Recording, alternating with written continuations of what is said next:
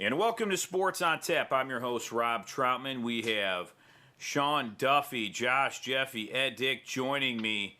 And we're going to do something a little bit different with our show. Obviously, we're going to get to all the Week 13 regional semifinal game recaps and go through some of the brackets like we always do.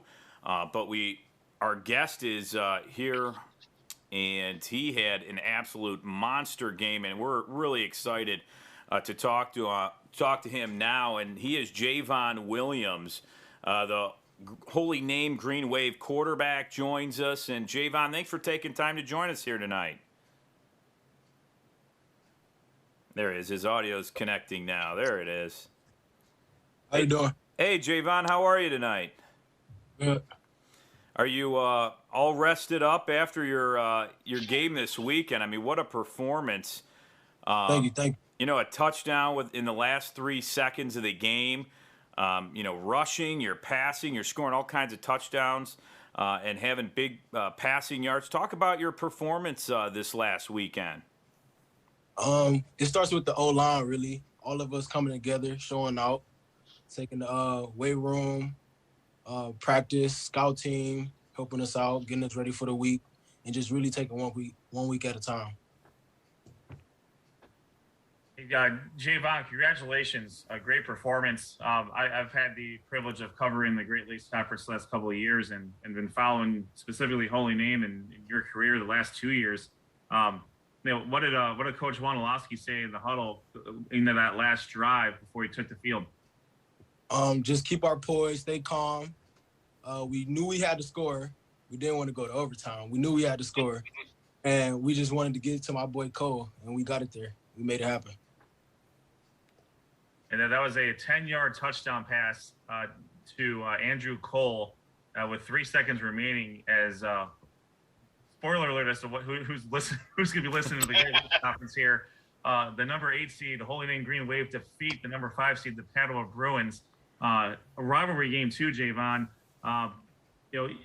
What changed about Padua from this past week when you played them to the very first week when you played them in week 1? We knew they were a better team from week 1. We both was first game, so we didn't really see it as a rival. We just taking it as another week, another game. So that's how we came in strong like that and aggressive. Jayvon, this was a great win for you guys out in a big-time spotlight. Can you talk a little bit about, I know you mentioned your offensive line, but some of your skill guys that you rely on as well, that really allowed your offense to kind of just really explode here in the last few weeks, especially at the perfect time, offensively? Really, we knew what we had to do as a team, like coming together. With our ups and downs through the season, it really brought us together for these moments, like with us being here last year and us all being together as one. And that's what it takes. Jayvon, do you think that experience that you just mentioned, do you think that really helped you guys specifically in that final drive, keeping your composure, knowing exactly what you had to do? Yes, I do, because us as a team, we knew what we had to do, and we've been here before. We knew to keep our calm. We knew that we didn't want to force anything, and we just knew we had to get the dub. Yeah, and Jayvon, you started as a sophomore. What differences, you started as a sophomore, now you're a junior, so you're a little bit more experienced. What did you learn from your sophomore year going to your junior year? Because now you guys are back. Obviously, you have a lot of players that you probably have really connected with. What's been the difference from your sophomore year to your junior year? Really just living in the moment, not thinking about if I would have done this or done that.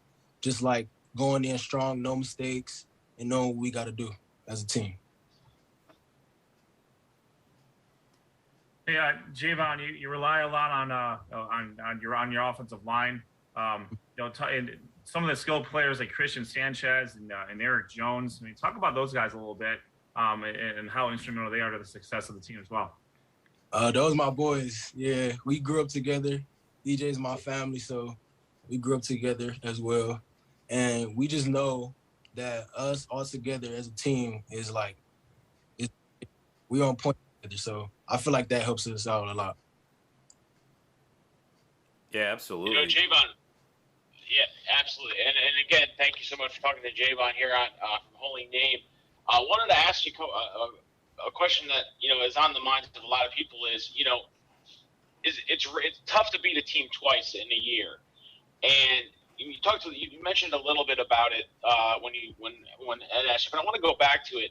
Was there something that you saw Padua do differently, at least from a defensive side of the ball, that you weren't expecting, and or anything like that coming into this game? Because I know when you play a team once, you have film on them, you watch the film on them, and you're kind of waiting for, you know, patterns to emerge. Was there anything you saw from Padua defensively that kind of threw you for a loop early on in the game, or anything that you weren't prepared for? We were prepared. Our scout team did a good job for the week preparing us as a team, and we just, I mean, me personally, I just took it as another game, another defense, and just doing getting my reads before each snap. Excellent. Yeah, and talk a little bit about now Holy Name is known, you know, for football. I mean, the last few years, you guys have been outstanding, and you could tell the coaching staff is really bonded with the players here. Talk a little bit about your coaching staff and what they've meant to you, and if you've had, you know, obviously, you know, you have to have the support of your family as well. Talk a little bit about your support system. Yeah, the support system is great. It's like not even all about football there. They only about grades, your personality, your mental health is just all in one. So I feel like that helps us out as a team too, and get us closer together. Jayvon, you guys played a really good schedule this year, and the losses that you have are to all teams that are over 500 and have made some noise in the playoffs in their own rights. How has that prepared you, in addition to your last year's playoff experience, to how you've been able to perform so far this year? We didn't let that really define us. We knew there was lessons learned and things we had to work on as a team, and we just took 1 week at a time after that, and we knew that we was going to go in as underdogs and just take 1 week at a time and just get it done. Jayvon, when you look at your next opponent, West Holmes, they are 13-0, coming in the number 2 seed in the region. You know, just real early, what are some of the things that you've seen about them that make them such a strong team? They're a good, solid team. Yeah, they're very good. We've been watching them, so we just trying to get the week on, get our scout team together to help us work on that. So, yeah. I couldn't help but notice you've scored 28 points in all 3 of your playoff games. You're looking to get more from them. That's just how it works out sometimes there, Jayvon. Yeah, it's 28 all 3 games. I don't know. It's consistent. It's very consistent, right. Unlike our professional football team. So you guys are doing a great job. Yeah, that's something to be proud of. Yeah.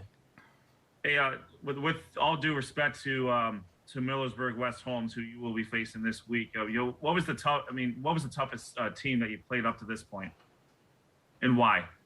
I would say all the teams we played were good, but I would say EC was a good team. That really prepared us a lot. Yeah, that really gave us that smack in the face, like, yeah, get our stuff together. So I feel like that's what gave us that more hunger and aggression going to each week and getting it done.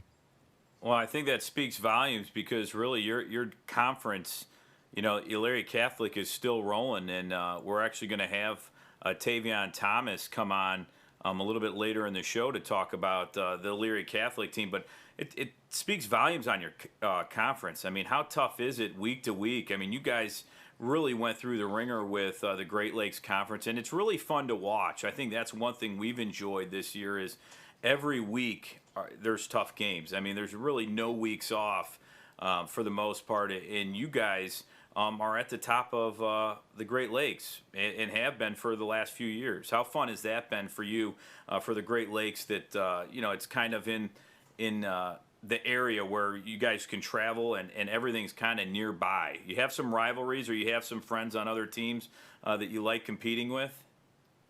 Yeah, Paddle was a great team. They gave us their all. They were a great team. It was good. It was a good game. That's what we wanted it to be the whole time. And us coming out and just getting it done it felt great. And us just coming together as a team.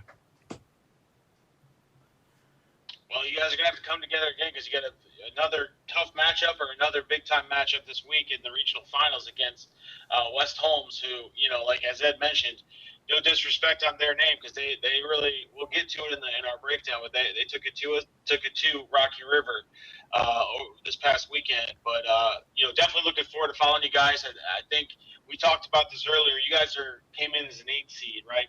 And I think Ed, our man Ed here was, that 8 seed, that's a misnomer. You guys were a top team. You guys just had some tough losses, and you guys have really galvanized, and it's really impressive to watch you guys play, especially when things kind of get a little tight. You know what I mean? These games are tight, and then especially in the playoffs. And you guys seem to have a swagger about you a little bit that doesn't really seem to get you down too much, and you answer the bell. So we definitely wish you the best of luck against West Holmes this week. I thank you again for coming on. It's been a pleasure talking with you. Thank you. I appreciate it. Yeah, thanks. Jayvon, thank you very much, Jayvon. A tremendous season so far. Tremendous game last week for both you and the Greenwave. And I don't think anyone from West Holmes is listening, quite honestly. So I sure as heck hope you guys. You guys continue on so we can keep talking about Holy Name next week. Yes, sir. Yeah, we appreciate you coming on, and good luck. Thank you. All right, luck, that's Jayvon. Jayvon Williams, the Holy Name Greenwave quarterback, joining us here on Sports on Tap. I want to thank him for breaking it down and talking about his performance. I mean, a 28-21 win over the rival Padua, 141 yards, 2 touchdowns, and I mean ran for 203. I'd be in an ice bucket somewhere for a long time. I mean, after a game like that. I was surprised he was able to walk to get his phone and put it up and talk to us with 200 yards rushing. But yeah, what a great performance. And, the Great Lakes Conference, it has been a lot of fun since we started covering that. They've made some changes and added some teams. And I think it's just been a phenomenal conference to cover, and they're showing you how talented some of these teams are by having Holy Name and Elyria Catholic still in the mix here. Both of these teams were well deserved to be where they are at. As I've talked about pretty much every time I come on, EC has not lost in the playoffs in 2 years on the field. So we'll get to EC here in a little bit. But Holy Name, they were a field goal away from making it to the state Final Four last year when Jayvon was a sophomore, Christian Sanchez was a sophomore, Jones was an underclassman. They return all those guys back, and then even next year, I don't want to get ahead of myself here, but there's still work to be done this year. But they have a core that can do some serious damage, and it does speak to the strength of the Great Lakes Conference that there were either the second or the third place team in their division, and they're still playing. Rocky River had a shot at West Holmes last week, and they came up a little short. And now it's Holy Name's turn to give it a go. And we'll certainly see how it pans out. Elyria Catholic, I think I'll talk about them here in a little bit. It's a very, very strong team. Yeah, we're going to go through the divisions and different regions here now as we go through some of the game recaps. And coming up a little bit later will be Elyria Catholic Panthers running back Tavion Thomas, as he had a heck of a performance, 148 yards and 2 touchdowns, because Levi Ellis, he went and played on defense, and we'll get into that here as we'll break down that game and get a chance to talk to him on just an amazing performance and a big-time win for them. Let's start with some of the Division I, Region I. Josh Jeffy, our own Josh Jeffy, was right on the sidelines for the big matchup between Medina and St. Ignatius. Yeah, that was our featured game of the week, and it pitted the 6th-seeded St. Ignatius Wildcats against the number 2-seeded Medina Bees. This game was held at Brunswick Automart Stadium, and Medina got off to an early start. Drew Aller again hit Michael Rodak from about 25 yards out to put the Bees on top. Now, what we've kind of been talking about all year, and they don't get enough credit, is the Medina Bees defense. And they really came through in this game. They actually forced 4 turnovers total by the Wildcats. They actually forced 2 turnovers within the Wildcats' first 5 offensive plays. The first one was an interception by Juwan Jackson. He had an interception in this one. Keon Johnson also had a interception in this game. Andrew Delac and Matt Spotney had fumble recoveries in this game. Matt Spotney, his fumble recovery actually sealed the game late for the Bees, but the defense just was huge for them. The only problem the Bees defense had in this game was Ignatius running back Marty Linehan. He totaled in this game 24 carries, 145 yards, and 2 touchdowns. In fact, Medina was up by halftime. Ignatius had 7 points, and Ignatius had the ball with the first drive, and they went down, Marty Linehan, and scored. And that was, I thought, the momentum kind of could have been swinging at that point. But when you have Drew Allard, the number 1 quarterback recruit in the state of Ohio, going to Penn State, things are wide open. Drew Allard finished 30 of 54 for 386 yards and 3 touchdowns. He hit 7 different receivers, and Juwan Jackson not only had that interception, he also had a touchdown reception. He led the team with in receiving yards, 105 receiving yards on the day, on only 4 receptions. Let's give some love to the kicker too. Nick West added 2 field goals in this game. It was just a solid overall game by Medina. Their offense, is always going to be all over the place, scoring and passing.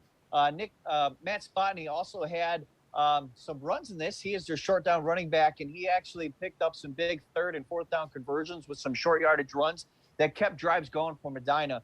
It's just an all-around good team effort in this win. Larry Laird, his message to his team is they are not finished.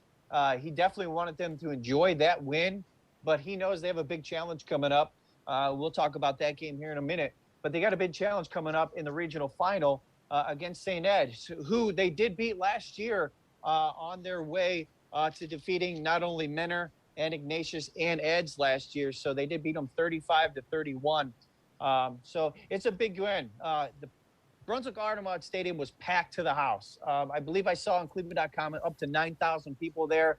It was all a bit wow. It was just an awesome atmosphere, loud. Both the St. Ignatius side and the Medina side did a great job. They were in it. It was just an outstanding game. So definitely looking forward to it. I'll just say right now, I will be at Byers Field this week. That's going to be our featured game. We'll talk about Medina and the winner of the other Division I regional semifinal game between McKinley and Eds. Yeah, I mean, Ed, how about that game? I mean, Kent McKinley was on a little bit of a roll there, and you thought, can they get it done? Kent McKinley, I think, unfortunately just ran out of gas against a very poised St. Ed's team who has admittedly said they have circled another game with Medina on the calendar since last year. And they certainly took no prisoners in making sure that was going to happen. So St. Ed's, they get to return to the scene of their game, being that this game will be at Byers Field. So St. Ed's already has much familiarity with that venue as it is. This is going to be a great game. Division I, Region I has been won by Mentor, St. Ed's, or St. Ignatius every year since 2010. So I think if we all had, so Medina is certainly looking to break that streak and break through to the state tournament. They've just done a tremendous job in St. Ed's. They're a tough team. They're number 1 for a reason. They lost a game and they're still number 1 in the region because of the teams that they have defeated. So they are just as battle tested as anybody. This is just going to be a great game. This is going to be an awesome game. And both teams have really great defenses. St. Ignatius, or St. Eggs, was led by Danny Enovich. He had 20 carries, 238 yards rushing, and 2 touchdowns in that game. Of course, they have quarterback Christian Ramos for leading the way for the Eagles. This is going to be, like you said, Ed, a real solid game. And it's going to see what defense it's going to be important to see what defense can hold on because both these offenses can score points. Yeah, and if anyone out there wants to follow Sports on Tap and Josh Jeffy, who does a phenomenal job, you're going to see video, you're going to see some pictures in there, a highlight video at the end at SOT Podcast on Twitter. Go to sportsontappodcast.com. And it'll also be uploaded right here on our YouTube page. So if you subscribe, you'll get a notification of those highlights, and you'll get to see from the sidelines. I mean, these views are something else. I mean, I've seen players almost run Josh over on the sidelines, but I think he's got the quick feet going on the sidelines still. He's got those. Oh, let's not. Let's hold on. I have yet to see if I still have the quick feet, but let's not jinx it. But if Medina or St. Edward wants to challenge Josh to see if he does have quick feet, he will be there on the sidelines. Are you saying that Josh is throwing an open Oklahoma drill challenge down to any member of the St. Ed's or Medina football team? Is that what I heard? Josh, you're just going to go full on Oklahoma drill? I didn't say that. Rob did. Right. Rob, send all of your requests to rrtproductions.com/Rob shooting his mouth off. That's right. Exactly. That's right. Hey, let's have some fun with this. I mean, why not? It's not you're the one doing the Oklahoma drill, just Josh. That's right. That's right. Exactly. It's not me. So. What have to happen is you have to explain the Oklahoma drill to the players because they probably don't do that anymore. So there's that. That is a good point. Thank you. Yeah. And with that, let's move on to Division II, Region 5. The number 1 seed, the Benedictine Bengals, took on Walsh Jesuit, the Warriors, and the Warriors defeat Benedictine 34-20 in this contest, and they will move on to the regional championship for Division II, Region 5, against the winner of a very hot Nordonia team and a team that needs no introduction, the number 3 seed Archbishop Hoban Knights. Sean, talk about this game for us. Yeah, this game was interesting because going into the third quarter, this game was a 14-7 game. The thing here that you want to talk about is Hoban's defense. Hoban's defense was able to stifle Nordonia. They allowed only 1 touchdown on the night. That came on Nordonia's second possession. It was a 41-yard touchdown pass from Mark Wilson to Devin Tuft. But that was it. And Hoban's defense limited a pretty potent Nordonia defense to 222 total yards on offense the entire night. They were in pretty much, again, it was a close game, 14-7, but then there were some really, really great defensive plays that led to turnovers. I believe Hoban turned over Nordonia twice in this game. Both of those actually led to touchdowns. It just wasn't Nordonia's night. And as we talked in Division I, Region 1, we have to say the same thing about this particular division too, and it's Hoban's division until they're beaten. And Nordonia, to their credit, hung in there, but this is what Hoban does. Hoban knows how to win in these particular moments. This is not new to them.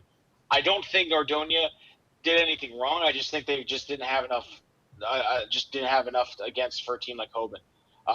I'm interested now to see the Walsh Jesuit Hoban matchup because I think Walsh Jesuit got a monkey off their back in beating Benedictine.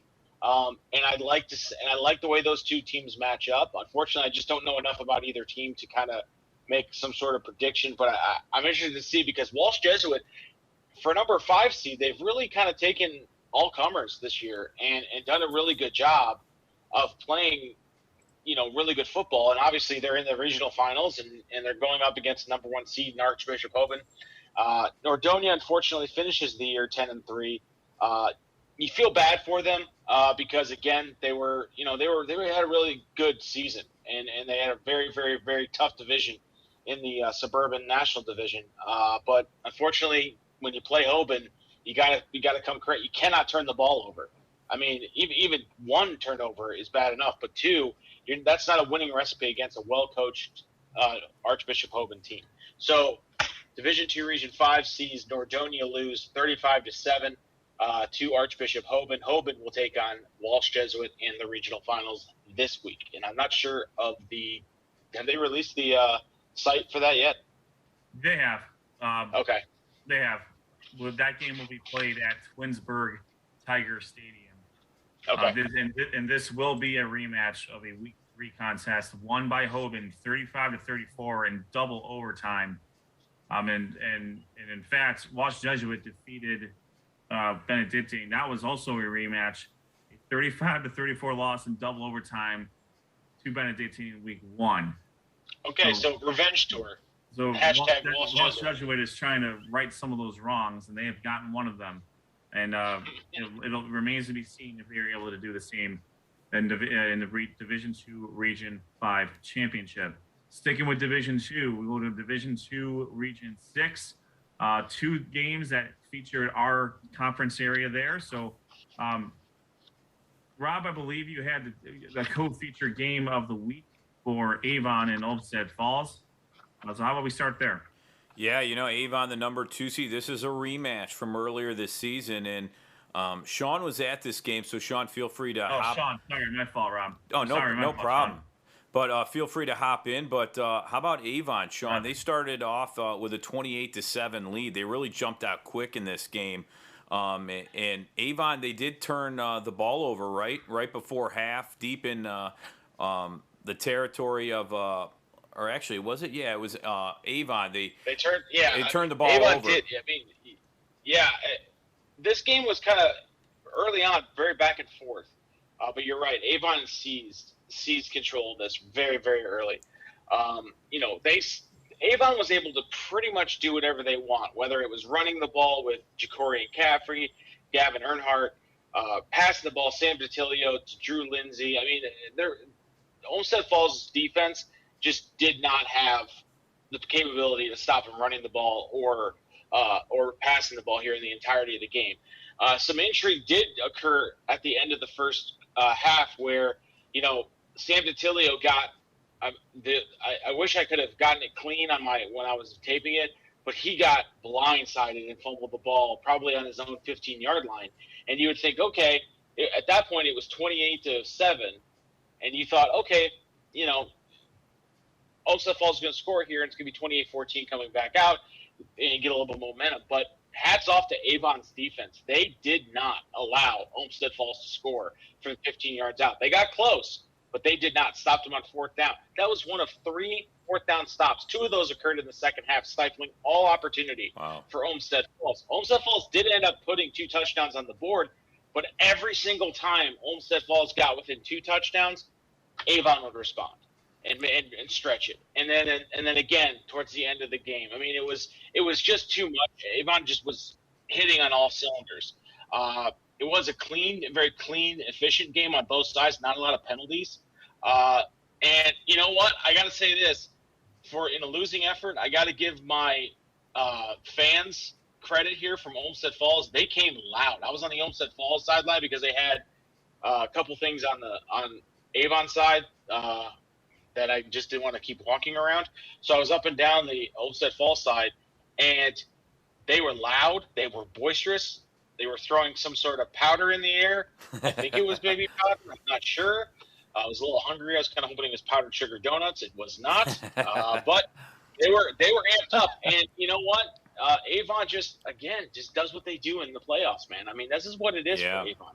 Well, and Sean, you're absolutely right. When Avon turned that ball over, that's what I was trying to get to. Was Olmsted Falls then had a chance to score? If they could have scored, they actually got the ball after half, and they did score after half. So it would have been. It was 28-14. It could have been 28-21, and it could have been maybe a little bit different game. And even Coach Elder after the game, he said he was worried because he did watch team struggle against the Bulldogs offense all season long. When it came to, this Bulldogs offense, a lot of teams struggled with their run game, but that's the only thing with Olmsted Falls. When they get behind, they did rely on quarterback Charlie Seelek, who can pass, and he passed for 166 yards and 3 touchdowns. But when they get too far down, it really is tough to use Rocco Conti as much as they'd like to. And he was held to 12 carries for 55 yards. But how about this? He ran for 1,400 yards on 171 attempts this season. I mean, that's pretty impressive on the year. And Avon's rushing game, 275 yards in this game.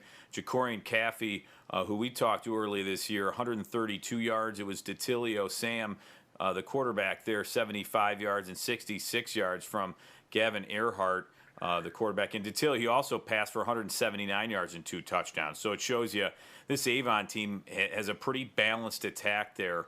And like you said, I mean, what a 49-21 win. Their 11th straight win over Olmsted Falls.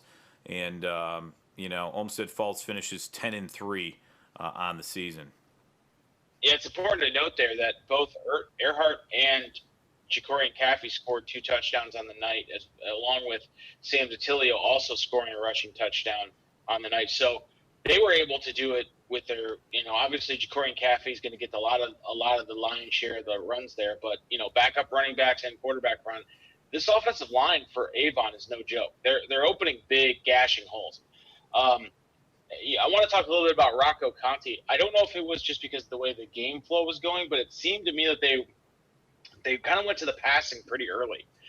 Even when it was a 14 or 21-7 game, I thought if they could get something going on the ground, they could kind of control the clock. But they just, for whatever reason, Olmsted Falls just was really relying on that. They were trying to do maybe a short passing attack to open that up a little bit, to bring those linebackers maybe out a little bit to open that up, but for whatever reason, it wasn't really affecting them. But Avon was just flying to the ball all night defensively, and they were very, very, very well coached at wrapping up and not allowing a lot of yards after contact. As soon as they made contact, they went down. There was no spinning out of tackles. There was no bulldozing by Olmsted Falls running backs. They made contact and they made the tackle. So hats off to Avon. They move on to the regional finals, a place they are also very familiar with.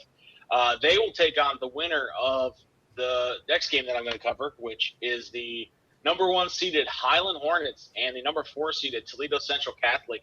And guys, this was a heartbreaker for Hornets fans. Highland went into the 4th quarter leading 20-6 in this game. It's very important that you understand that. But it was the defense of Toledo Central Catholic that was the difference in the 4th quarter. They basically did what they couldn't do in the first 3 quarters, which was stop Lucas Stiles and Aaron Phillips. They were able to stop 3 and outs in the 4th quarter.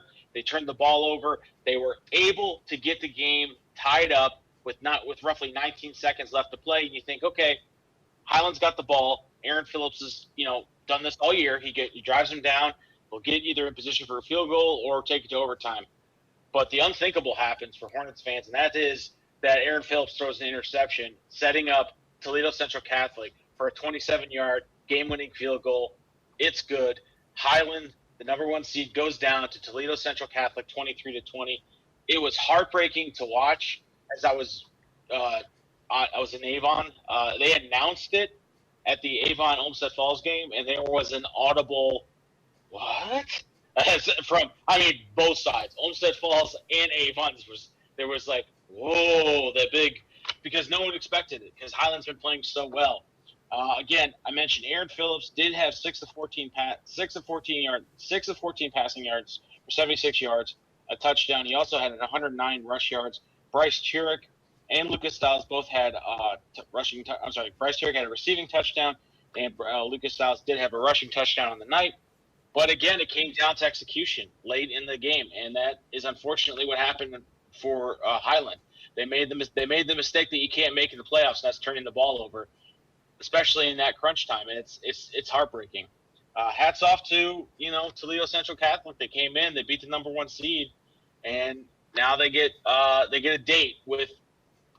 It's weird because we talk about, Ed mentioned so well in the first segment with Division I Region 1, where it's been like, if you're talking regional finals, you're talking a number of teams here: Menor, St. Ed's, St. Ignatius. Kind of the same thing here in Division II, Region 6.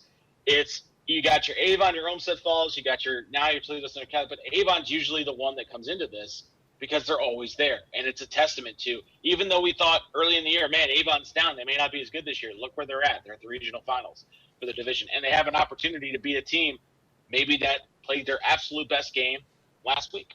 Who knows? But it'll be interesting to see as Avon and Toledo Central Catholic will meet up. And guys, this is a sad thing for me and not so much for our viewers. That's it for me. I don't have any more teams that I've covered in the Suburban League. the Suburban League football season has come to an end. Highland finishes the season 11-2, and I'm just going to sit back and make weird comments at everyone else's team from here on out. Seem a little emotional, Sean. Not You know what? I really, honestly, the Highland score did catch me because I was just like, man, I didn't. Again, Hoban is Hoban. You're not gonna. You have to play. I'd love to see Nordonia beat Hoban, but man, when I saw Highland go down in that fashion, that way, you're just like, whoa, that really. And again, even making today's scoreboard, I was a little emotional. It's been a good ride, Suburban League. We'll see you again next year. There you go. All right. Well, we'll move on to we'll quickly cover Division 3, Region 9. Unfortunately, no teams in our coverage area left here. All chalk so far. The number 1 seed, the defending Division 3 state champion, the Chardon Hilltoppers, defeat the number 4 seed, Canfield Cardinals, 27-14. Closer than the experts probably thought there. Canfield's a very good team near the Youngstown area. No match for the state champs. And in the other game, local team, the Chagrin Falls, the Kenston Bombers, the number 3 seed, took on the Dover Tornadoes, the number 2 seed, and Dover gets the win here, 24-7. So it will be complete chalk here. The number 1 seed, Chardon Hilltoppers, versus number 2 seed, Dover Tornadoes. All right, let's shift over to Division 3, Region 10. The Great Lakes Conference is well represented here. We'll start with the top one. The top scorer, the Holy Name Greenwave, coming into this game as the number 8 seed. They took on their rival, the Pattero Bruins, the number 5 seed. And we did talk with quarterback Jayvon Williams from Holy Name earlier in our show, and he had some heroics at the end of the game. But first, it started off with Jayvon Williams had 21 carries, 203 yards, a touchdown. He had 141 yards passing for 2 more touchdowns. One was a 27-yard touchdown pass to Eric Jones Jr.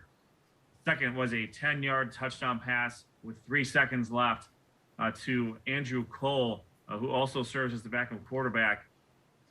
Padua drove 86 yards in the last 1 minute and 37 seconds to get themselves in a position to win the game. This was after Padua had just tied the game themselves at 21. 2 big plays that occurred in the last drive. It was a 42-yard pass from Williams to Jones that got them out of their own territory, and then the 32-yard run by Williams put them in position to get the winning score. Also for Holy Name, Christian Sanchez had 16 carries for 95 yards and a touchdown. Eric Jones Jr. had 3 receptions for 72 yards and a touchdown. For Padua, Marquise Hall, 21 carries, 140 yards and a touchdown. He had a 65-yard touchdown run from the first play from scrimmage to start the game. So the Holy Name was in the hole after the first play from scrimmage. But they showed resiliency. They've been in this spot before. They advanced to the regional finals last year, and they advanced to the regional finals again this year, 28-21. Holy Name is 7-5 overall. They will play the winner of Millersburg West Holmes and Rocky River. We already gave the answer there. The second game here, featuring a JLC team, the Rocky River Pirates, looking to improve upon their school best season so far. Unfortunately, it was not meant to be. The number 2 seed, West Holmes, they take out Rocky River 51-28. West Holmes was up 34-14 at the half. For Rocky River, perennial all GLC Player of the Week, all World GLC, Tommy Beebe, did not disappoint. He had 3 touchdowns rushing. They covered 9, 37, 57 yards. His brother Johnny Beebe scored an 18-yard touchdown run.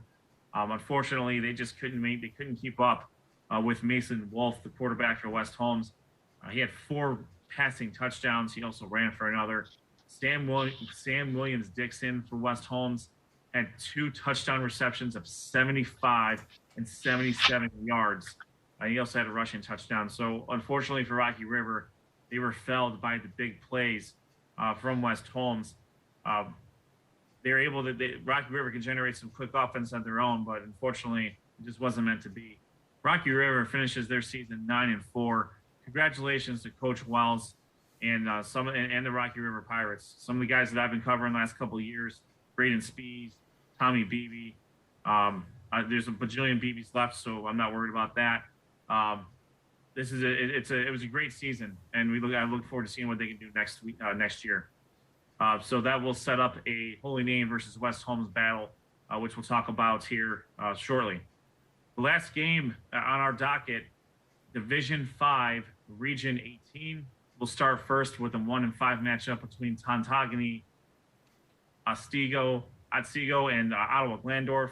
Ottawa Glandorf gets the win, 24-21. They stunned the number 1 seed, Otsego, to advance to the regional championship. The number 2 seed, the Elyria Catholic Panthers, on a mission against number 3 Elmwood, and they took no prisoners here. They pulled away with 20 points in the fourth quarter. They shut out Elmwood in the fourth quarter for the win, 51-21 victory for the Panthers. Levi Ellis, we speculated last week if he would be healthy enough to play this week, and he did, just on the defensive end. However, they did not seem to miss him too much on the offensive end, as our next guest coming up here soon, Tavion Thomas, filled in as the main running back, and he had a great game. He had 30 rushes for 148 yards and 2 touchdowns. Quarterback Brady Cook had one of his best games of the year. He completed 14 of 25 passes for 211 yards, 3 touchdowns. He also had 9 rushes for 24 yards and a touchdown on the ground.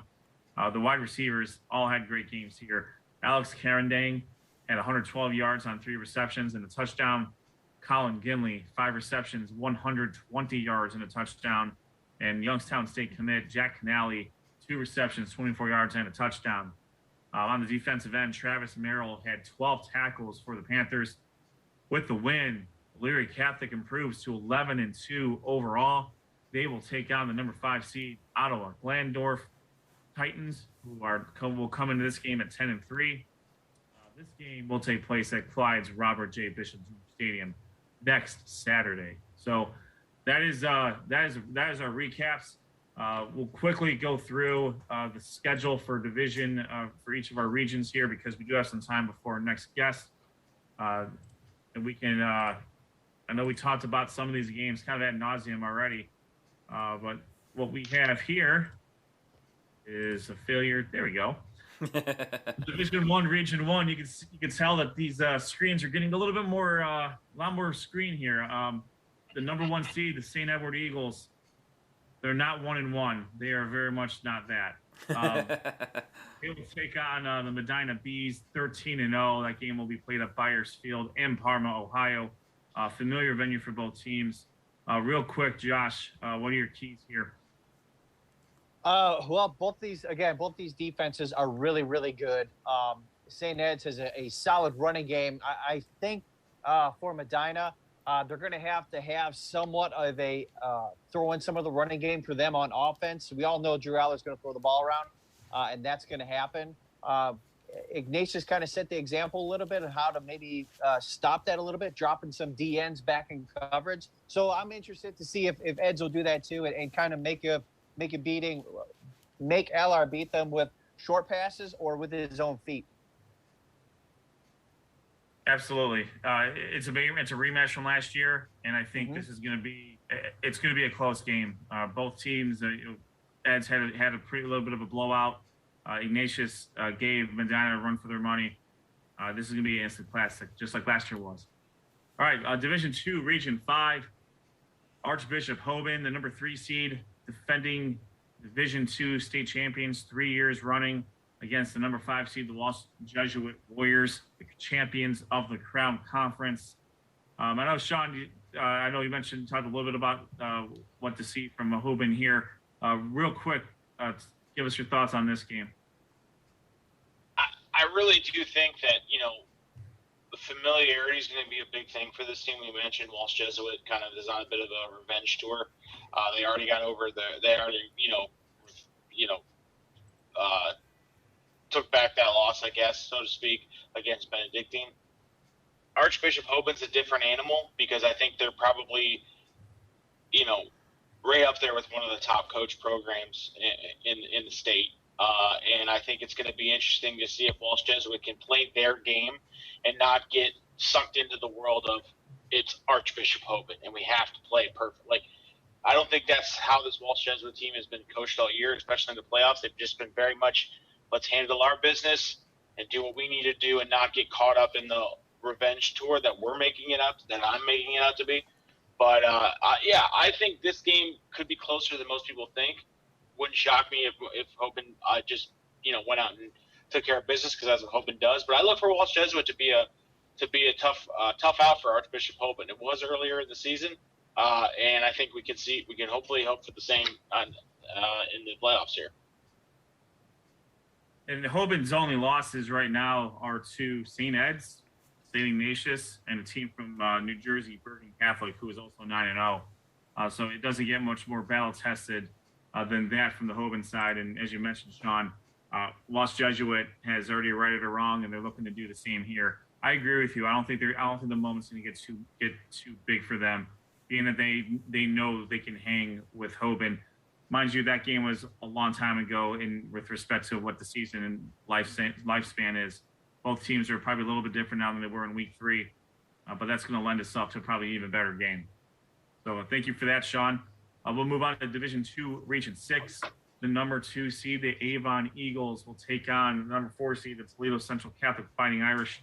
That game will be played at Sandusky High School. Rob, talk about a little bit about this game and what do you think Avon needs to do? Avon is one of the more balanced teams in the playoffs. I mean, they have just been dominant. I mean, Coach Elder does such a great job at Avon and the culture there. They lost 2 games early on in the season and really haven't looked back since. With Jacorian Caffey, the running back, he really has stepped up in the middle of early on in the season and has been a running back that has been on a mission. It's really set up Sam DiTilio nicely because the passing game was doing it all for a while until they found the run game, and then Caffey comes in. Now they have such a balanced attack. It's tough for defenses to stop them. I think Avon's going to come out strong again. Toledo Central Catholic, we know how tough they are. They're a really, really good team. But I think Avon here, they're so balanced, and they have gotten hot at the right time, and they have pretty much just run roughshod over the competition so far in the playoffs. If Avon can somehow get back to the finals, I think it wouldn't be surprising to me, especially the way they've played. Olmsted Falls was a hot team, and they took it to them early. So we'll see how Avon's defense has played very well, and Mike Elder always has his team ready to play, and they'll be ready for Toledo Central Catholic come Friday. Sean pointed this out earlier. Avon has been the class of Division II, Region 6 for at least 3, maybe 4 years running. They win the region, and then they usually end up having to play Hoban. And also to your point, Rob, Avon somehow finds a way to win this region every year. They can go through injuries. They were heavily injured, I believe, either last year or 2 years ago. They weren't at full strength, and they found a way to win the region and then get to Hoban again. And Central Catholic lost their first 2 games against St. Ed's and Benedictine. They've run off quite the impressive streak of victories. Since then, they've won 11 in a row. This will be their 3rd playoff game against a team in our coverage area. Not that matters at all. This is more of a fun tidbit for us to talk about. I think it's Avon's to lose until they're beat. And Central Catholic certainly has the talent to be able to do that. So that's going to be That's going to be a great game, Division II, Region 6. Quickly, Division 3, Region 9. Chardon Hilltoppers will take on the Dover Tornadoes. It's a 1-2 matchup. This game will be played at Portage Community Bank Stadium, Ravenna, Ohio. Same story here as past regions. It's Chardon's until someone beats them. Dover has played a very good schedule. In fact, this is probably the only matchup we have between undefeated teams, at least through the regions that we cover. So we'll see if Dover can spread the ball out and spread Chardon out from the offensive end. And for Chardon, if they can continue that patented wing T modified offense that they use, that they've been running for years, we'll see if Dover can stop it. Not a whole lot of teams can. So that's going to be I think that's going to be a great game as well. I do look for Chardon to win that game, and I'm going to choose them to win until someone beats them, quite honestly. All right, Division III, Region 10. Millersburg West Holmes, the number 2 seed. They are 13-0. They will take on the Holy Name Greenwave, the number 8 seed, 7-5 overall. We just talked with quarterback Jayvon Williams from Holy Name. They got to get. You heard what they said. West Holmes is a great team. They got to stay together, and they do have playoff experience. They have played in the regional championship before, as recent as last year. A lot of those guys are back, so experience isn't going to be a problem. And I don't believe Holy Name is going to fold or be overwhelmed by the moment at all. If I'm looking at West Holmes' schedule right now, their best wins on the year so far a 51-14 win over Shelby and a 20-17 win over Mansfield Senior. You can add the Rocky River win as well to that because they were 9-3 going into that game. So they're on a roll. There's no doubt about that. This is going to be a really tough game for Holy Name, and that game will be played at Jim Shelmo Field, Dr. Martin Smiley Stadium in Canal, Fulton, Ohio. So that's a little bit of travel time there for the Namers from Parma, but I have a feeling that they will represent strong. Last, certainly not least, Division 5, Region 18, the number 2 seed, the Lyria Catholic Panthers, are 11-2. They will take on the number 5 seed, Ottawa and Glandorf. The Titans are 10-3. This game will be played at Robert J. Bishop Jr. Stadium in Clyde, Ohio. A little bit about Ottawa Glandorf. Their losses are to 8-3 Eastwood team, a 9-3 Wabacaneta team, and a 12-1 Van Wert team. These teams are very, very good that they have lost to, and their signature victory so far looks like it's a 35-16 win over St. Mary's, and also last week against the previously undefeated number 1 seed Otsego out of Santagony. So this is going to be a great game. Lyria Catholic's on a roll right now. Coach Fox has them hitting on all cylinders. We're going to talk to Tavion Thomas here shortly, talk a little bit about their season, about last week, and maybe a very brief sneak peek about their opponent this week, without giving too much away, of course. Elyria Catholic hasn't lost on the field in the playoffs in 2 years, so I think they're gonna look to continue that here. So that is your regional finals schedule for all of our conferences. And tell you what, we're getting to the nitty gritty here, guys.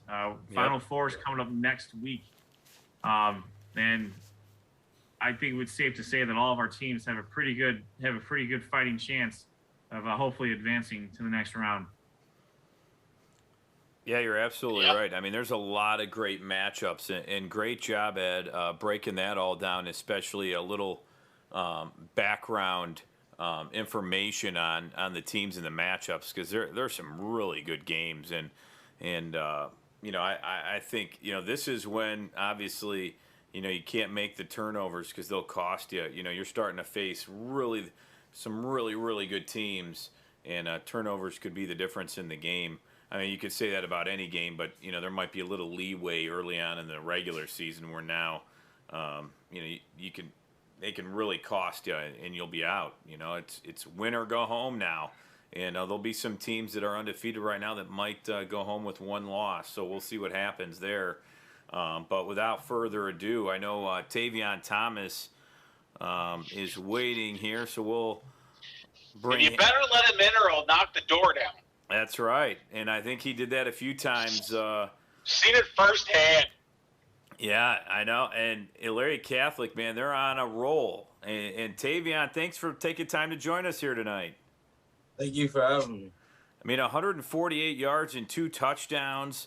What a performance, especially, Levi Ellis has been sensational, and I'm sure he gave you some words of encouragement. But talk about the team effort and what you had to do on Saturday going into this game to really prepare and say, holy cow, I'm going to start at running back in a pretty big game. So congratulations on your win, and what was it like? Thank you. It was really fun. My team was really encouraging about the whole situation, knowing that Levi was down and knowing that I had to step up to a big role. But, like, I did it last week against Genoa, so it felt like kind of normal. Hey, Tavion, congratulations on your team's victory and moving on to the regional championship. Preparing even last week, preparing for Genoa, and then into this week, knowing that you're going to take on a bigger role in the offense. How did that? How are you able to prepare for that and also maintain your responsibilities on defense? I just stick to what I was doing. I mean, like we get reps in practice, so it's just like doing the same thing. It's just I got a little bit more reps this week and the week before. Maybe I'm gonna be honest with you, man. I was at the Bay Elyria Catholic game. I think it was my best video that I've ever done. Is your running style is basically, if you are in my way, Tavion Thomas is gonna run you over. I'm not sure if that's the way your running back coach is teaching you guys, because you and Levi Ellis have the same mentality. If you are in my way, you are going to get run over. And that video got a lot of hits because that was a great run. Talk a little bit about the energy you and Levi, and even your offensive line, because I mean, you guys have a great offensive line that really opens up a lot of holes for you guys in the running game, and allows your quarterback to literally just sit in the back. If he needs to pass the ball, he's got all day to throw. Can you talk a little bit about your offensive line and how they've been, not just this past week, but over the course of the season? Because you guys have been running over everybody. Yeah, my offensive line has been phenomenal this whole season. The things that they do for me and Levi to get through those holes is just amazing. I don't even know how I could thank them enough. It's just been crazy this whole season. They've been working off season and during the season. They don't stop working. Me and Levi, we're just the ones that make it look good. They're really the ones that's doing all the work. I bet you if you ask the offense, go ahead, Sean. I was going to say, you're making them look real good with these runs you guys got going on. And I was going to say, if you want some ideas, I'm sure if you ask the offensive line what they want, I bet you a nice steak dinner, or I'm sure they could come up with a few things that they'd probably enjoy. I always wanted pancakes, but that's me. They definitely deserve something big. That's right, man. Tavion, talk about your season. You guys been rolling along, and I mean, you started off with a loss to Elyria, then you had a loss to River during the beginning part of the season. But since then, you guys have just been rolling. Just talk about some of the things that have been working for you, and how this season has gone for you. After the Elyria loss, we started focusing on our depth, knowing that we couldn't have our starters playing both ways the whole time, and then that started clicking for us. And then the Rocky River loss, we weren't as focused as we should have been, and we came in that next morning knowing that we needed to fix something. And Coach Fox got in there and he told us what we need to do, and we fixed it, and we just been rolling ever since. Hey, Tavion, you guys play a decidedly different schedule than probably most Division V teams, in that you play a lot of Division II and a lot of Division III teams, strictly based on the conference that you're in. How was that prepared? I think where I'm going with this kind of will speak to the game you had against the Division I Elyria team. How have those games helped prepare your team to play nothing but Division V teams in the playoffs?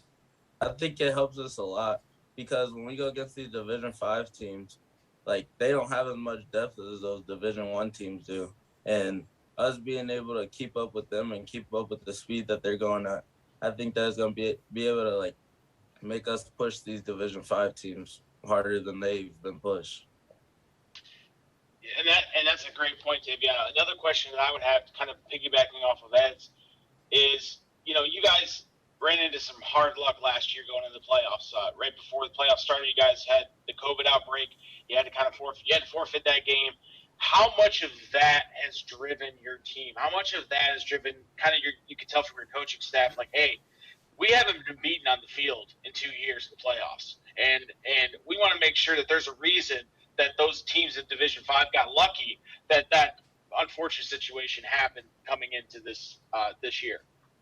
Oh yeah, after that season last year, our whole team was really devastated because we really felt like we could have did something big with us being the 4th seed and being able to just. I feel like we could have went far in the playoffs last year, and that hurt us. Like our whole junior class came together and talked and realized that we had to step up, and we couldn't let that happen this year.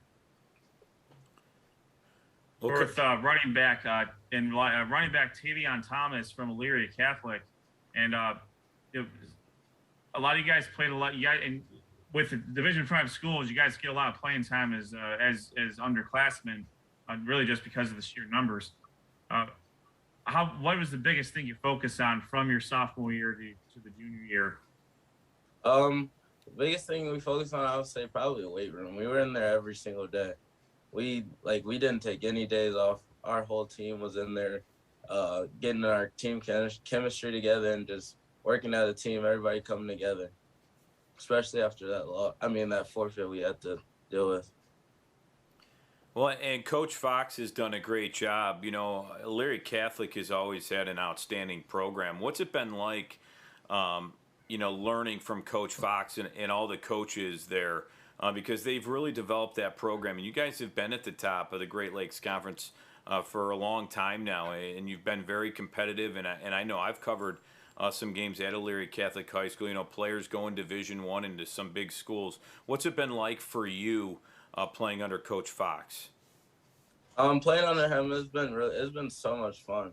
And I would say that our seniors have when I was a freshman, they took me in and showed me the way, because when I first came, I had no friends. I was coming from a public school, so I didn't know anybody. And they took me under, and then Coach Fox has he's been amazing. Just him as a coach has just been amazing. I don't even know what I can say. I can't even think off the head. It's just crazy. Well, you can tell you're having fun. He's high energy. Yeah, he's definitely. High energy. The guy moves, man. He is pumped for everything. And you guys could have just got a 3-yard game, but it's like you guys busted it for 90. The way he's reacting, and that whole coaching staff is the same way. Is what I've noticed. You guys are really hyped coming out of timeouts, coming out off the field, whatever you guys are platooning. A question I do have for you, because you do play defense too. What are some of the things that you have been able to translate from the defensive side of the ball to your offensive side of the ball? Is there similar skill sets in there that you can utilize, or is it something that you kind of have to remember, hey, I can't just throw this guy to the ground when I'm blocking, even though I do that on defense? Yeah. What I take from defense, I would say probably explosiveness, knowing that there's times where you can hit somebody so hard or grab somebody or something like that, but there's you always have to use explosiveness through everything, running the ball, blocking, all of that. So what do you prefer? Tavion, I was just gonna say, we've had the privilege of talking to some two-way players before, and I know what their answers were, so I'm interested to see what yours is. Which do you prefer, or which do you like playing better? I honestly, I can't choose. I just love playing football. That's a great answer. Well, that's a solid answer, because some of the players in the past, they actually like defense a little bit better because they like laying the smack down. But, as a running back, you get to do that as well. Yeah. Tavion, you guys your deep. We talk a lot about your offense. You guys put up a lot of points. However, your defense is also very good. Overall, you've mostly held teams to around the 20-point area, if not a little bit below. So talk a little bit about some of your teammates on the defensive end who have made a big impact. Our defense has been brilliant this whole year. We've been causing a lot of turnovers. I mean, it's been pretty wild. Everybody's just been sticking to their job, honestly. Everybody's been doing their job. We've been all locked in and just taking on the role that we weren't as good at last year, and getting better at it. Paying off. through 3 games, Elyria Catholic has only given up 49 points, which is the same amount they've scored against Pleasant in the first round, and scored more than that against Elmwood in the second round. Without getting into too much of the weeds or giving anything away, what is it? Is there anything major? Have you seen what out of Glandorf can do, and what some of their strengths are? Yeah, I've been watching film. I've seen that they like to sling the ball, and our DVs we just gonna have to be on it this weekend. I feel like we can, if you put us to any test, we can beat it. We can do anything. Hard to dispute that, given given the amount of points you guys have scored and the teams that you have played. I think right before you came on, we talked about, if we're comparing some schedules here, I think you guys, objectively, you guys have the better wins, and I think you guys have a little bit of a tougher schedule. So I feel pretty good about where you guys are at. And especially if, again, without giving anything away, this is just me speculating. If Levi is able to play offense, that just gives you guys that much more of a dimension. That said, you put 51 points up with them just playing defense. So I think, that is the ultimate next man up mentality. Yeah. Us getting everybody back, I think, is gonna be nice, because I think Jack will be back, Levi will be back, everybody will be back, and we haven't had them these past 2 games. I can't even imagine what it's gonna be like when we got them back. Oh yeah, you have talent everywhere on your team, and who are some leaders on the team that have really helped you, this season? Obviously, Levi Ellis has been phenomenal. I'm sure on both sides of the ball. Were there any other leaders, or you can talk about Levi? What have they meant to you? And have you had any other mentors on the team that you've looked up to? Alex Carending has been a huge leader. That he took me in as a freshman, and ever since then, he's just treated me like a little brother and always kept me on the right path. Archie Kenny has too. He's one of my linebacker brothers, and every time I'm down or not understanding something, he gets me right and tells me exactly what I need to do. He knows everything that's going on defense. Well, you guys are gonna need all people, all hands on deck to win a regional final this week. And Tavion, it's been a pleasure watching you guys play all year. I got an opportunity to see you guys again at that Bay game, and that was really impressive what you guys did in that game, not only offensively but defensively. Hopefully, you guys can put it all together again and take this thing to the state semifinals. And on Saturday night, we'll definitely. I know I'll be pulling for you guys because my son is in St. Jude, and that's the big thing right now is cheering for the Lyria Catholic. So that was part of the thing that he came home with is, Dad, we gotta watch the Panthers game on Saturday night. And I'm like, I don't know if I'm gonna be able to find it, but we'll try. So then when I saw where it was, I'm like, I'm sorry, but I'm not driving out to Clyde for that. It's a great stadium. I will say Clyde is a pretty cool place to watch a game. Long drive. It'll be a bonding moment with you and your son. I mean, come on. Well, he'll wake up Sunday morning and ask me if you guys won. So that's always a thrill. That's very cool. He did it on Sunday, too. He goes, did the Panthers win? I'm like, they sure did. He goes, yeah. And I'm sure it means a lot to you guys to hear that. The little kids really look up to you guys.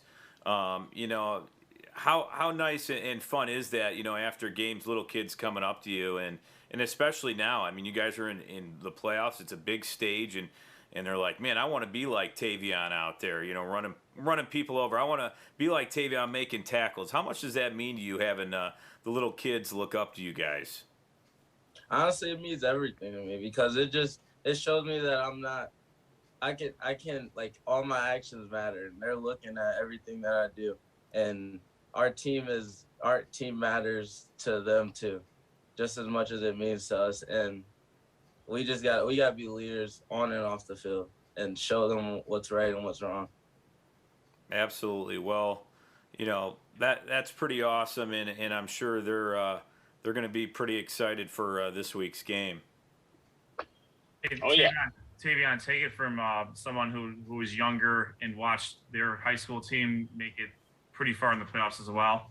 that made all the difference in the world for me and maybe Rob and Josh. For when we when we went to Brunswick, it was because of what we saw out of the seniors and the juniors when we were growing up. You know, so that's it's very refreshing to hear that perspective from you, Tavion, that you guys understand that and take that seriously, because you can make a lot of Elyria Catholic football players with how you carry yourself and your success on the field and off the field as well. So that's fantastic. Yeah, and Tavion, we appreciate your time tonight. Thanks for coming on and, you know, talking to us about the playoffs this season and about your big game coming up this Saturday. We appreciate your time and want to wish you nothing but the best of luck, and we'll be watching. Good luck, Tavion. Absolutely. Good luck. Thank you so much. Thank you for having me. No problem. That's Tavion Thomas, the running back at Elyria Catholic, and 148 yards and 2 touchdowns. I want to thank him for joining us here on Sports on Tap as we continue on, and just a great interview, and it was great talking to him. He really has a good sense of what it means to be a leader, and I think that was pretty cool, Sean, you to bring up Liam, your son, and talking about Elyria Catholic football, and then obviously they take that seriously, and obviously you're gonna love hearing that, and they've done a great job. It was funny because I told him when I went to go cover the Bay Elyria Catholic game, I'm like, I'm going to cover Elyria Catholic, and he kind of put 2 and 2 together because the way it's set up is his school is St. Jude, which is down the road from Elyria Catholic. So part of this year they had something going on where they were doing something to the field. So the Elyria Catholic players were practicing on his football field when we showed up, and they were like running off the field or whatever for his flag football practice. So it was kind of like, oh yeah, those are the kids. So then when I said I went to cover the game, I showed him the Tavion Thomas video. He goes, that guy ran that guy over. And I go, yeah, it was a good run. He goes, I want to do that, Dad. And I'm like, well, you can't do that in flag football, son. Unfortunately, you get penalized for touching anything other than the flag. But it's interesting, and there's a great support system there. I mean, every time we cover a home game in Elyria Catholic, it's packed. I mean, it's not a big major Division I school, but they bring fans, and people are really, really psyched about this team. I think, Ed, a lot of it has to do with the fact that last year's team did not get the opportunity to show out like they've been doing this year, and you could sense that was the driving force here for I would imagine for Coach Fox. Those seniors didn't get an opportunity last year to do this, and he's making sure that everybody on this team gets an opportunity to live that out and take this ride wherever it ends. If it ends this week, I don't think it will personally, but if it does, so be it. But if it doesn't, ride it out until like everyone else. And I think Elyria Catholic's they're so good. They're so good on both sides of the ball. It's really impressive. Well, and one thing that I noticed, and I noticed it with Jayvon Williams as well, as well as with the other players that we've interviewed over the course of the season, just how much fun they're having.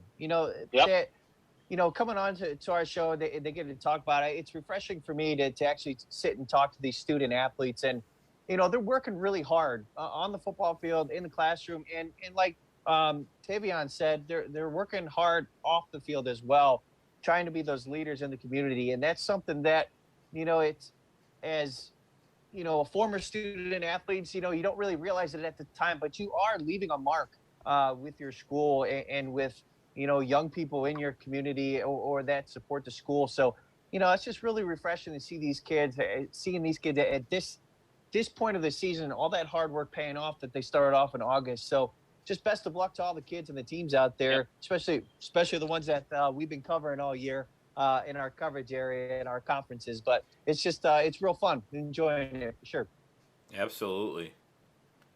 I just feel bad. None of my teams are left, so I gave my salute to the Suburban You could have League. Adopted a team and drove your butt to Clyde on Saturday. Yeah. So I don't want to hear that. That is Ed's league, my friend.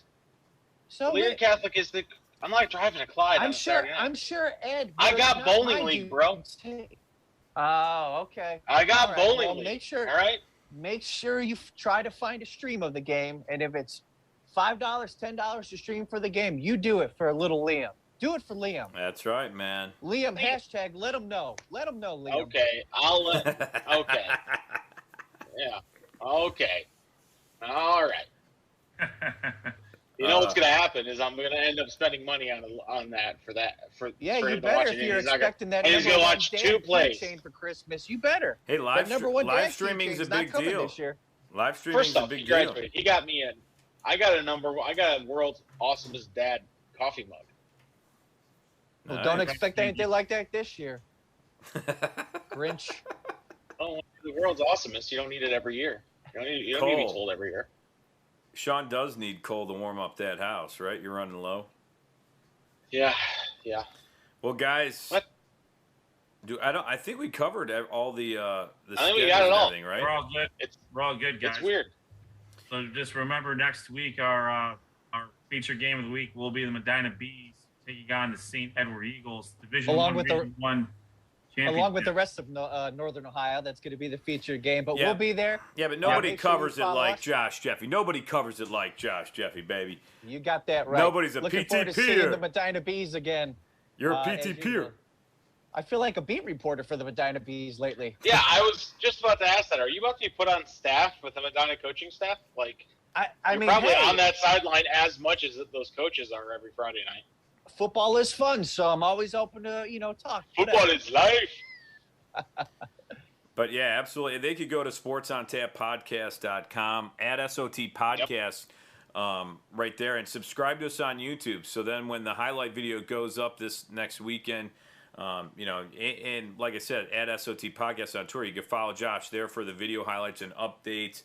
But also on our YouTube page, you'll see game highlights that are pretty fun to watch and see what happens. So we're kind of all over. We'll be on again next Monday night at 7:30, and actually Wednesday night here, if you like hockey, Greater Cleveland High School Hockey League hockey.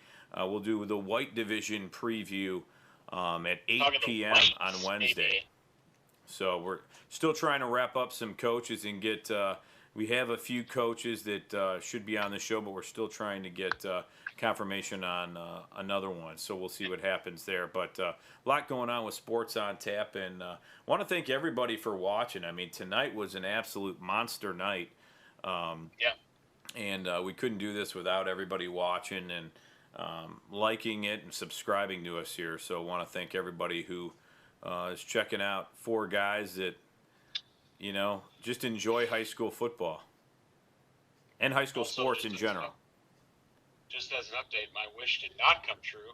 George Kittle did not suffer crippling diarrhea and is currently leading Ed's team to beating my team in the Sports on Tap Fantasy Football League. So that's disappointing.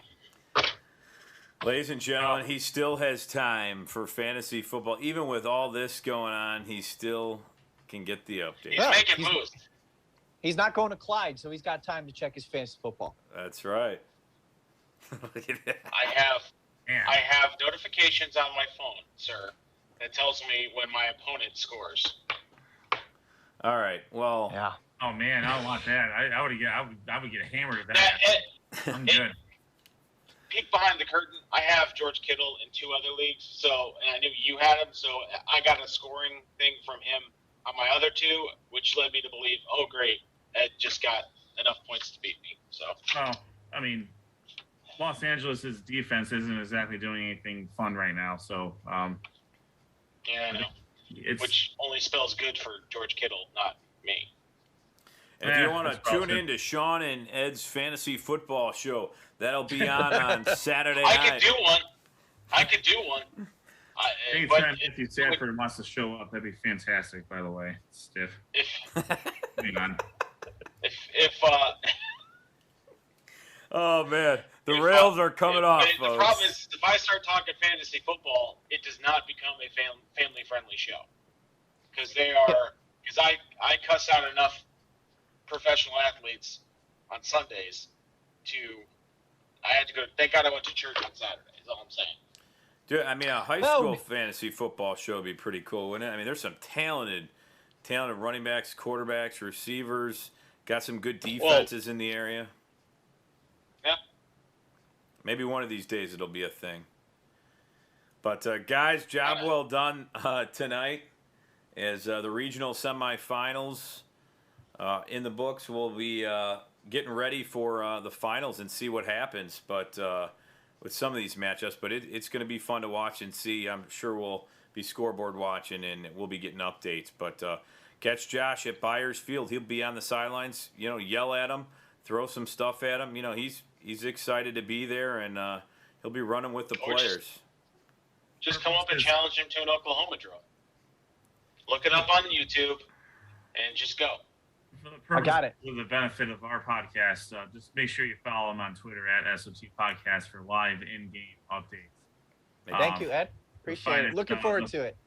The finest in the area when we cover a game. You get the full attention of that game from Sports on Tap. So make sure you follow us and subscribe to YouTube, and hear about the winners of the regional finals next week. Set up State Final Four week. Also Thanksgiving week. That's right. All right, guys. Job well done. For Sean Duffy, Ed Dick, Josh Jeffy, I'm Rob Troutman. Want to thank you for watching us here on YouTube Live, and we'll see you either Wednesday night at 8 p.m. or Monday night at 7:30. Have a great week, everyone. We'll see you.